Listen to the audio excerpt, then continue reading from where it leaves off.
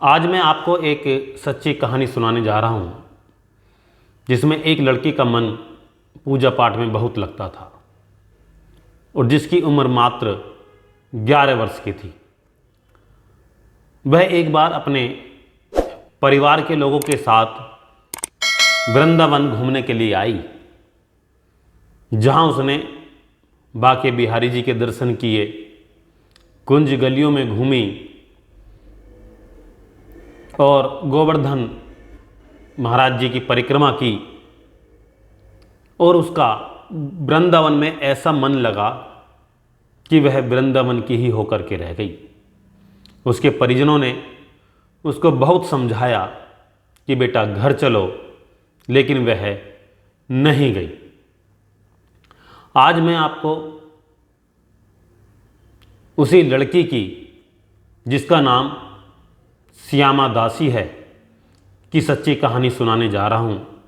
इससे पहले हम आपको बता दें, यदि आज भी तक आपने हमारे चैनल को सब्सक्राइब नहीं किया है तो आप हमारे चैनल को सब्सक्राइब कर लें और बेल आइकन का बटन भी ज़रूर दबा दें, जिससे आपको इस प्रकार की सच्ची घटना की कहानियों का नोटिफिकेशन मिलता रहे। मैं बात कर रहा हूं उस श्यामा दासी की जो मूल रूप से कलकत्ता की रहने वाली है। उसकी 6 मौसियां थी,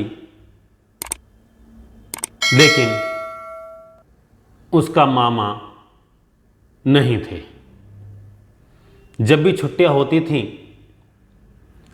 तो अड़ोस पड़ोस के जितने भी बच्चे थे उस वक्त अपने मामा के यहाँ पर घूमने के लिए जाते थे, छुट्टियां मनाने के लिए जाते थे।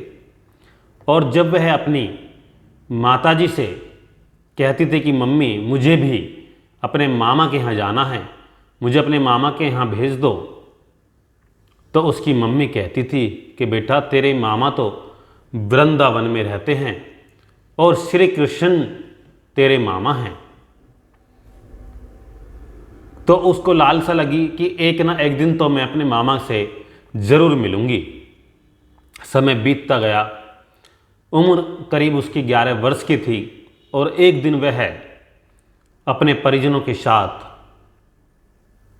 वृंदावन दर्शन करने के लिए आई, जहां उसने बिहारी जी के दर्शन किए, निधि वन परिक्रमाएं की, वहाँ पर बहुत सारे धार्मिक स्थल देखे और उसका मन वहाँ ऐसा रमा कि वह वृंदावन की ही होकर के रह गई।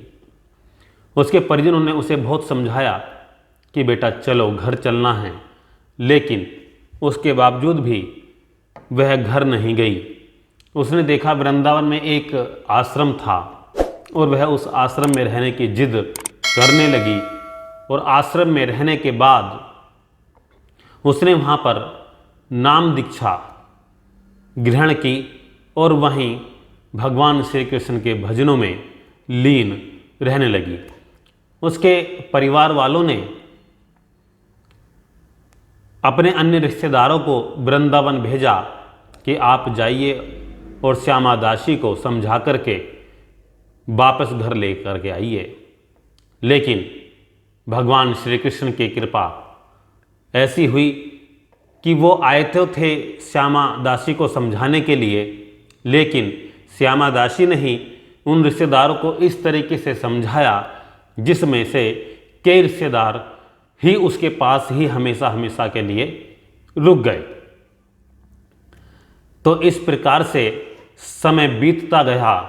एक दिन वह वृंदावन की कुंज गलियों में घूम रही थी तो उसने देखा कि एक बुढ़िया दर्द से करहा रही है। उसका सड़क हादसे में एक्सीडेंट हो गया, सड़क हादसा हो गया उसके साथ में, और उसको चोट भी लगी है। जब वह उसको लेकर के पास के एक आश्रम में गई जो वृद्ध आश्रम था, तो उसने कहा भाई ये बुजुर्ग महिला है, बुढ़िया है, तो आप इसका इलाज करवा दीजिएगा।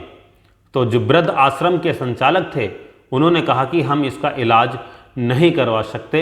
हम यहाँ पर रहने की सुविधा देते हैं और हम कपड़े या खाना हम दे सकते हैं, लेकिन हम इसका इलाज नहीं करवा सकते। जिसके बाद श्यामा दासी को बहुत क्रोध आया और वहाँ पर उसने चिल्लाना शुरू कर दिया। जिसके बाद उस आश्रम के संचालकों ने, देखरेख करने वालों ने उस बुढ़िया का इलाज कराया और रहने के लिए स्थान भी दिया। कुछ समय बाद समय बीतता गया, श्यामा दासी को उसी आश्रम में सेवा करने का मौका मिला। उसे वहाँ बुजुर्ग महिलाओं और विधवा महिलाओं की सेवा करने में इतना आनंद आया कि उसने अपना ही एक हे राधे करुणामयी पब्लिक चैरिटेबल ट्रस्ट के नाम से अपनी एक संस्था रजिस्टर्ड कराई, जिसमें आज पश्चिम बंगाल, बिहार, उड़ीसा, मध्य प्रदेश, राजस्थान, उत्तर प्रदेश, हरियाणा और दिल्ली से करीब 85 विधवा महिलाएं उस आश्रम में हैं, जिनकी उम्र लगभग 50 वर्ष से 100 वर्ष के मध्य में हैं। और आज वह श्यामा दासी उन 85 माँओं की इकलौती बेटी है। तो उस श्यामा दासी को भगवान श्री कृष्ण ने उनकी सेवा के लिए नियुक्त किया। आपको इस खबर से, इस कहानी से किस प्रकार की प्रेरणा मिली, किस प्रकार के मन के भाव आपके अंदर आए, आप हमें कमेंट करके ज़रूर बताइएगा। नमस्कार।